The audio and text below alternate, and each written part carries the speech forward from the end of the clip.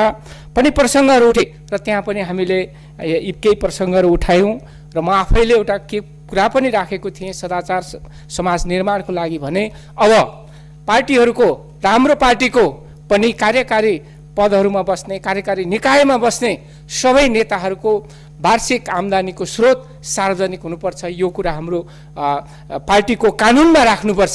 यो प्रस्ताव मैले हिजो पनि गरेको थिएँ र आज म यही प्रसङ्गलाई जोडेर आज संविधानको यो मर्म र भावना अनुरूप आज जुन रूपबाट केही विषयहरू यहाँ यो सदनबाट अगाडि बढेको छ त्यो भन्न खोजेको कुरा के हो भने यो अर्थ सम्बन्धी अध्यादेशहरूलाई प्रतिस्थापन गर्ने विधेयकका जुन हिसाबबाट यो सदनबाट अगाडि गएको छ यसको धारा 59 मा प्रति म यो संसदको यो हाउसको ध्यान आकर्षण गराउँदै के चाहिँ अनुरोध गर्न चाहन्छु भने यहाँ के उल्लेख भएको छ भने चिकित्सक, कलाकार, पत्रकार, खेलाडी, इन्जिनियर, कानुन व्यवसायी, लेखा परीक्षक, लेखापढी व्यवसायी, परामर्श अभिकर्ता तथा मध्यस्थकर्ता, सेवा प्रदायक लगायतका प्राकृतिक व्यक्तिले म फेरि जोड दिन चाहन्छु आर्थिक वर्ष 75, 76, 76, 77, 77, 78 को आफ्नो कर योग्य आयमा आयकर ऐन 2058 बमोजिम लाग्ने कर सम्बत 2078 साल फाल्गुन मसान्तभित्र बुझाइ स्थायी लेखा नम्बर लिएमा सोमा लाग्ने शुल्क तथा ब्याज छुट हुने व्यवस्था गरेको छु। त्यसरी कर बुझाएमा सोभन्दा अगाडिको आयमा लाग्ने आयकर तथा मूल्य अभिवृद्धि कर मिना हुने व्यवस्था मिलाएको छु। सम्माननीय अध्यक्ष महोदय, यो पछिल्लो दुईटा लाइनहरू यो मुलुकको निम्ति गम्भीर, यो मुलुकले गम्भीर रूपबाट सोच्नुपर्ने र गम्भीर रूपमा घातक छ। यहाँ के भनिन्छ भने त्यसरी कर बुझाएमा 3 वर्षको कर बुझायो भने उसले 75, 76 3 वर्षको कर बुझाए पछाडि उसले त्यो कर पनि त्यसको शुल्कमा पनि छुट हुने, ब्याजमा पनि छुट हुने अथवा यो जेसुकै होस्, तर 3 वर्षको कर बुझायो भने त्यो प्राकृतिक व्यक्तिले भन्ने कुरा छ। यहाँ यो पनि यसको महत्त्व छ। छुटायो भने त्यसरी कर बुझाएमा सोभन्दा अगाडिको आयमा लाग्ने आयकर, सोभन्दा अगाडि भनेको कहिलेदेखि हो? सम्माननीय सभामुख महोदय, बहुत विचारणीय कुरा छ। यो सिमसिमे राजाको पालादेखि आजसम्मको कुरा यो ऐनले गर्दैछ, यो कानुनले गर्दैछ। यस्तो कहीँ हुन सक्दछ? अनि त्यो कति आयो? 1 टन हो कि 1 मन हो कि यो कति हो? जतिसुकै भए पनि हुने यस्तो हुन सक्छ। सम्माननीय अध्यक्ष महोदय, त्यस्तोमा लाग्ने आयकर अनि त्यो स्रोत, त्यो आय कस्तो कानुनले चिन्ने आय हो कि होइन? त्यो आय कानुनले चिन्ने आय हो कि होइन? त्यो आर्जन कानुनले चिन्ने आर्जन हो कि होइन? कुनै कुरा छैन। यसको मतलब त्यस्तोमा आयकर तथा मूल्य अभिवृद्धि कर मिना हुने व्यवस्था गरेको छु। यो अत्यन्तै गम्भीर प्रश्न हो अध्यक्ष महोदय। त्यो यस मानेमा पनि गम्भीर विषय हो अध्यक्ष महोदय कि वास्तवमा जुन कुरा यहाँ छिरेको छ यो वास्तवमा यो मुलुकको जुन हिसाबको आजको अर्थतन्त्र जुन हिसाबको छ यो नै मुलुकको अर्थतन्त्रको लागि यो असाध्यै गम्भीर विषय छ। आज मैले यसमा नै यो कुरा गरिरहेको छु कि वास्तवमा यो हाम्रो संविधानको मर्म र भावना विपरीत छ, हाम्रो प्रचलित कानुन अनुसार पनि यो विपरीत छ। यो कुरा चाहिँ बदल हुनुपर्दछ। यसमा नै म यो कुरा राख्न खोजिरहेको छु अध्यक्ष महोदय कि वास्तवमा हाम्रो संविधानको धारा 20 का 4 का प्रावधानहरूले के भन्छ भन्दा भूत प्रभावी कानुनहरू बनाउन पाइँदैन। त्यो भूत प्रभावी कानुन कसको लागि? त्यो व्यक्तिको लागि। यो पनि हामीले एका राख्नुपर्ने हुन्छ। यहाँ बडा सुझबुझका साथ यो ड्राफ्ट गरिएको छ र उसले के भन्छ भने प्राकृतिक व्यक्ति, त्यो व्यक्तिलाई नै भनेर लेखितान गर्छ। यहाँ कुनै कानुनी व्यक्तिको कुरा गरिरहेको छैन। त्यस हुनाले हाम्रो संविधानको भाग 20 को 4 ले यस्तो भूत प्रभावी कानुन बनाउन मिल्दैन भन्ने कुरा स्पष्ट रूपमा व्यवस्था गरेको छ। माननीय सदस्यले आर्थिक विधेयकमा छलफल गर्दै हुनुहुन्छ। अध्यक्ष महोदय, मैले यो विषय जोडिन आएको हुनाले आज हामी हाउसमा किन विरोध गरिरहेका छौँ भन्ने प्रसङ्गलाई मैले जोड्नको लागि पृष्ठभूमिको रूपमा यो कुरा राख्दैछु अध्यक्ष महोदय। र यो गम्भीर विषय भएको हुनाले मैले समयको लागि पनि अनुरोध गर्न चाहन्छु। र यसो भएको हुनाले वास्तवमा त्यस्तै गरेर संविधानको भाग 25 ले जो सम्पत्तिको हकको कुरा गर्छ अध्यक्ष महोदय, यो सम्पत्तिको हकमा जो गैर कानुनी आर्जन छ, जुन आर्जनलाई कानुनले चिन्दैन, त्यसलाई सम्पत्तिको रूपमा हाम्रो संविधानले ग्रहण गरेको छैन अध्यक्ष महोदय। त्यसो भए हुनाले जुन कुरालाई सम्पत्तिको रूपमा हाम्रो संविधानले चिन्दैन, ग्रहण गर्दैन, त्यस्तो आर्जनलाई यहाँ वैध बनाउन खोजिनेछ सभामुख महोदय। त्यो कालो चिजलाई सेतो बनाउन खोजिनेछ अध्यक्ष महोदय। त्यसैले मैले प्रसङ्गमा आउँदैछु, हामी किन यो विरोधलाई जारी राखिरहेका छौँ। यो संसदको जो हाम्रो दलले हिजो अस्तिदेखि नै जुन हिसाबबाट हामीले विरोध जारी राखेका छौँ, त्यो जारीको कन्टिन्युएसन किन जरुरी छ, हामी किन गरिरहेका छौँ भन्ने प्रसङ्गलाई नै जोडेर मैले यो कुरा राख्न खोजिरहेको छु अध्यक्ष महोदय।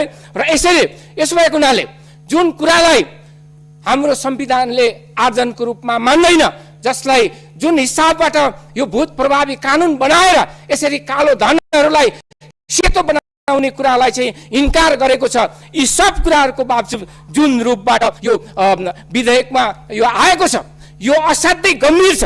र मैले मान्य अर्थमन्त्रीज्यूको ध्यान आकर्षण गराउन चाहन्छु अध्यक्ष महोदय मार्फत कि उहाँ बडा क्रान्तिकारी नेता हुनुहुन्छ, म उहाँलाई राम्ररी चिन्दछु।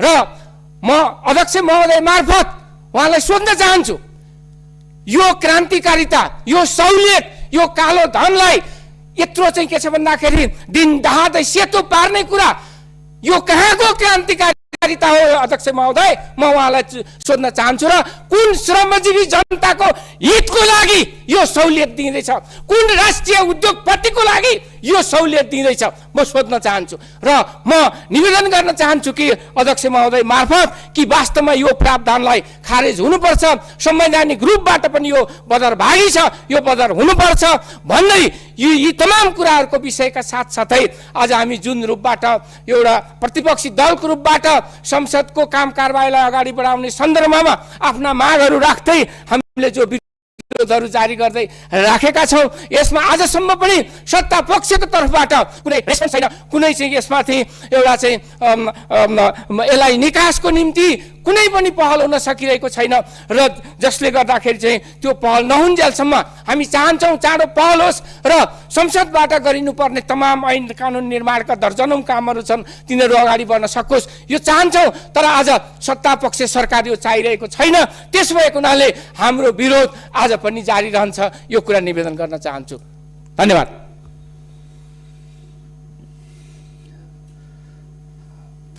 माननीय सदस्यहरू, यहाँले प्रश्न उठाउनु भयो, बस्दिनु भयो भने त माननीय मन्त्रीज्यूले त्यसको पनि जवाब दिनुहुन्थ्यो होला। उभिदिन त अप्ठ्यारो पर्ने भयो। यसो त बसेर यसलाई नियमित अगाडि बढाउन पाए भने अझ राम्रो हुने थियो। यहाँलाई म बस्न आग्रह गर्दछु।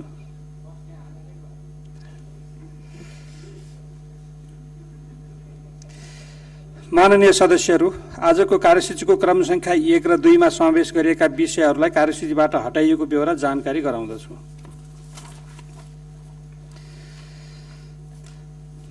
माननीय सदस्यहरू, अब म माननीय अर्थमन्त्री जनार्दन शर्मालाई प्रतिनिधि सभाबाट सन्देशसहित प्राप्त आर्थिक विधेयक 2078 माथिको दफावार छलफल सदनमा गरियोस् भन्ने प्रस्ताव पेश गर्न समय उपलब्ध गराउँछु।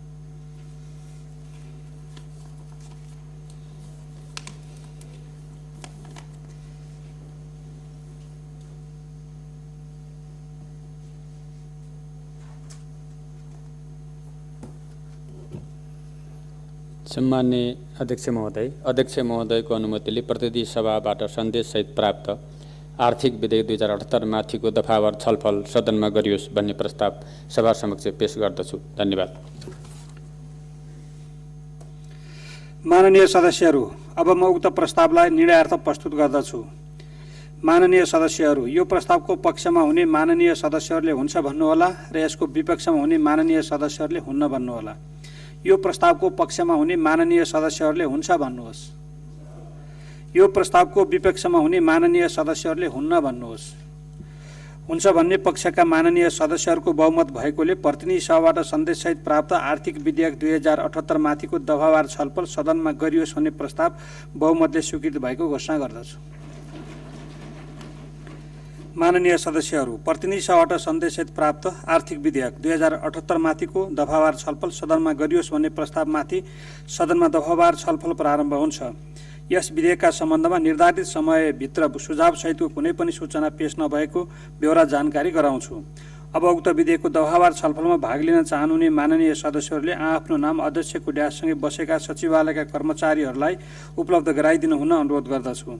छलफलमा भाग लिन प्रत्येक माननीय सदस्यलाई 5 मिनटको समय निर्धारण गरेको छु।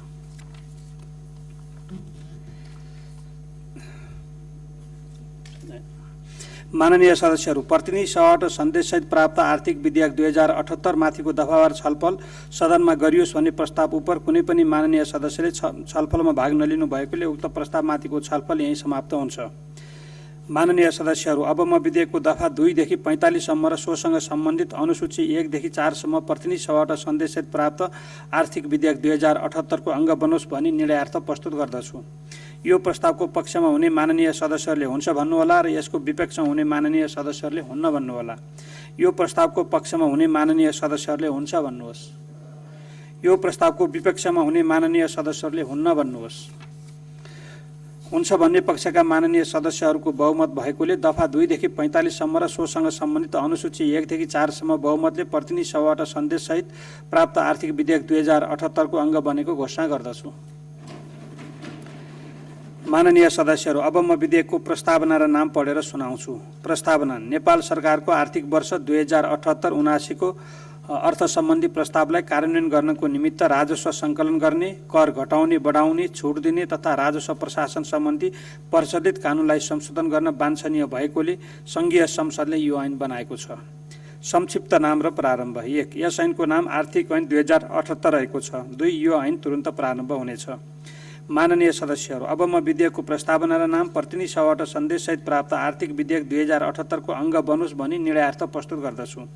यो प्रस्तावको पक्षमा हुने माननीय सदस्यहरूले हुन्छ भन्नुहोला र यसको विपक्षमा हुने माननीय सदस्यहरूले हुन्न भन्नुहोला। यो प्रस्तावको पक्षमा हुने माननीय सदस्यहरूले हुन्छ भन्नुहोस्। यो प्रस्तावको विपक्षमा हुने माननीय सदस्यहरूले हुन्न भन्नुहोस्। हुन्छ भन्ने पक्षका माननीय सदस्यहरूको बहुमत भएकोले विधेयकको प्रस्ताव र नाम बहुमतले प्रतिनिधि सभाबाट सन्देशसहित प्राप्त आर्थिक विधेयक 2078 को अङ्ग बनेको घोषणा गर्दछु। माननीय सदस्यहरू, अब माननीय अर्थमन्त्री जनार्दन शर्मालाई राष्ट्रिय सभा नियमावली 2075 को नियम 132 को उपनियम 7 बमोजिम प्रतिनिधि सभाबाट सन्देशसहित प्राप्त आर्थिक विधेयक 2078 लाई मूल रूपमै सुझाव बिना पारित गरी प्रतिनिधि सभामा फिर्ता पठाइयोस् भन्ने प्रस्ताव प्रस्तुत गर्न समय उपलब्ध गराउँछु।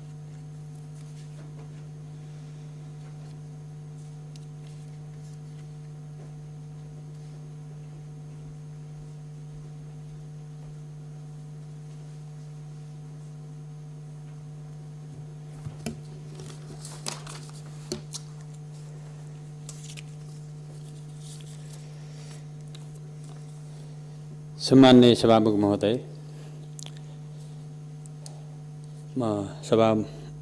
सम्माननीय अध्यक्ष महोदयको अनुमतिले आर्थिक विधेयक 2078 लाई प्रस्तावित गर्नुभन्दा पहिले संक्षिप्त आफ्नो भनाइ राख्न चाहन्छु। अध्यक्ष महोदय, अहिले माननीय सदस्यले ध्यान आकर्षण गराउनुभएका केही विषयहरूमा म थोरै कुराहरू राख्न चाहन्छु। कलाकार, चिकित्सक, कानुन व्यवसायी लगायतका जो व्यवसायीहरू त्यहाँ स्पष्ट तोकिएको छ फल्न व्यवसायी भनेर, ती व्यवसायीहरूको सन्दर्भमा कर छुटको कुरा गरिएको छ र ती सबैलाई करको दायरामा ल्याउने कुरा गरिएको छ। करको दायरामा ल्याएर त्यसलाई विस्तार गर्ने, करको विस्तार गर्ने योजना अन्तर्गत त्यहाँ राखिएको कुरा म स्पष्ट गर्न चाहन्छु। र यसको अर्थ के होइन भने भ्रष्टाचार ऐन, निवारण ऐन, सम्पत्ति शुद्धिकरण ऐन लगायतका ऐनहरू जो छन् ती ऐनहरू आफ्नो ठाउँमा तिनले आफ्नो काम गरिराख्छन्। त्यसकारण ती ऐनहरूको काम गरिरहने सन्दर्भमा मैले ती करहरू छुट गरेर अहिले यो कोभिड लगायतका समस्याहरू भएको सन्दर्भमा अरूलाई पनि जस्तो साना कतिपय दर्ता भएका कम्पनीहरूलाई पनि फेरि रिन्यू गर्नको लागि अथवा हटाउनको लागि भने छुट दिइएको छ। विभिन्न छुट दिने सन्दर्भमा यो सन्दर्भमा कानुन व्यवसायी, चिकित्सक, कलाकारहरूलाई पनि त्यो छुटहरू दिएको कुरामा जानकारी गराउन चाहन्छु।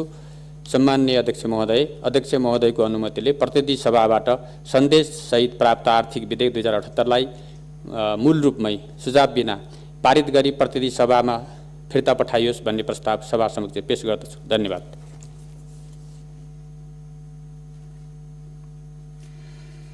माननीय सदस्यहरू, अब यो प्रस्तावलाई निर्णयार्थ प्रस्तुत गर्दछु।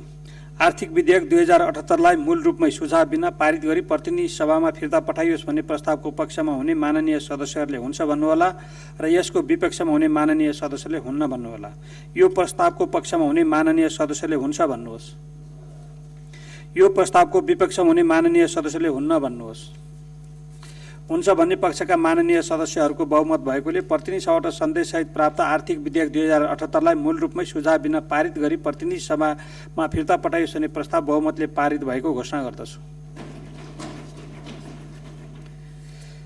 माननीय सदस्यहरू, अब म माननीय अर्थमन्त्री जनार्दन शर्मालाई प्रतिनिधि सभाबाट सन्देशसहित प्राप्त राष्ट्र ऋण उठाउने विधेयक 2078 माथिको दफावार छलफल सदनमा गरियोस् भन्ने प्रस्ताव पेश गर्न समय उपलब्ध गराउँछु।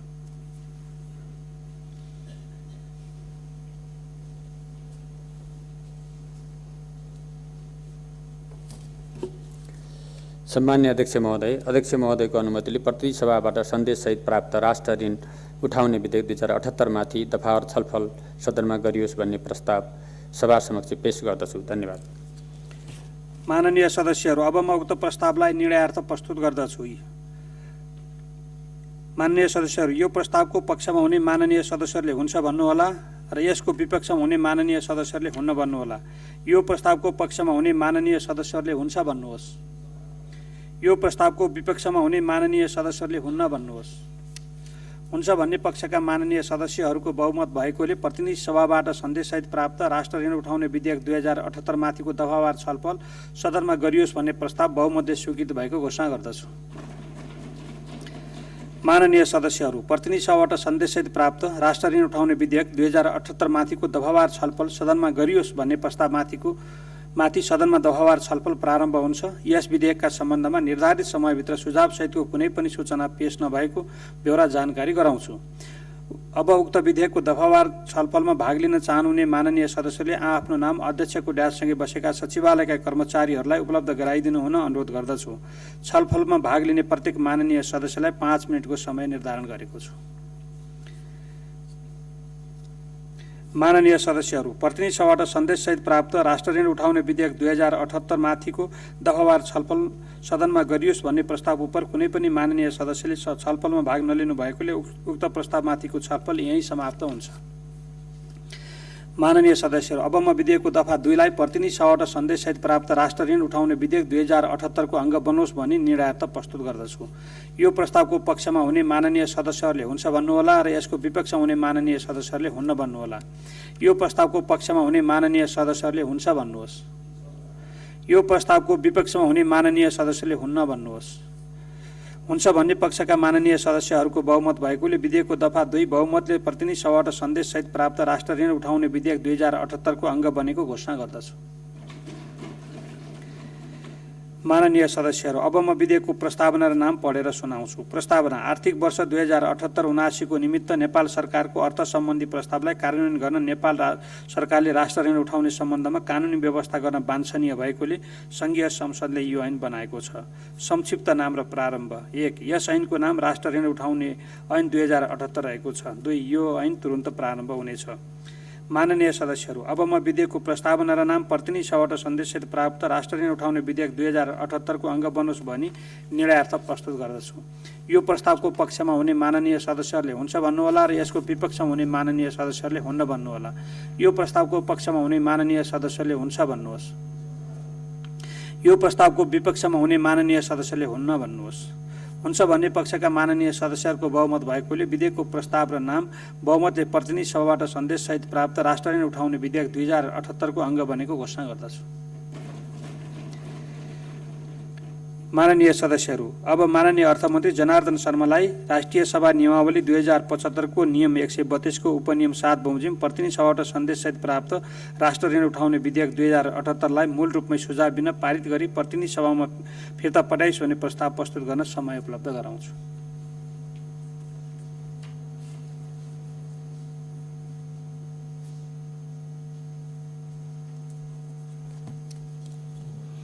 सम्मान्य अध्यक्ष महोदयको अनुमतिले प्रतिनिधि सभाबाट सन्देशसहित प्राप्त राष्ट्र ऋण उठाउने विधेयक 2078लाई मूल रूपमै सुझाव बिना पारित गरी प्रतिनिधि सभामा फिर्ता पठाइयोस् भन्ने प्रस्ताव सभा समक्ष पेश गर्दछु। धन्यवाद। माननीय सदस्यहरू, अब म उक्त प्रस्तावलाई निर्णयार्थ प्रस्तुत गर्दछु। माननीय सदस्यहरू, यो प्रस्तावको पक्षमा हुने माननीय सदस्यहरूले हुन्छ भन्नुहोला र यसको विपक्षमा हुने माननीय सदस्यहरूले हुन्न भन्नुहोला। यो प्रस्तावको पक्षमा हुने माननीय सदस्यहरूले हुन्छ भन्नुहोस्। यो प्रस्तावको विपक्षमा हुने माननीय सदस्यहरूले हुन्न भन्नुहोस्। हुन्छ भन्ने पक्षका माननीय सदस्यहरूको बहुमत भएकोले प्रतिनिधि सभाबाट सन्देशसहित प्राप्त राष्ट्र ऋण उठाउने विधेयक 2078लाई मूल रूपमै सुझाव बिना पारित गरी प्रतिनिधि सभामा फिर्ता पठाइने प्रस्ताव बहुमतले स्वीकृत भएको घोषणा गर्दछु। माननीय सदस्यहरू, अब अर्को बैठक मिति 2078 साल असोज 17 गते आइतबार दिनको 1 बजे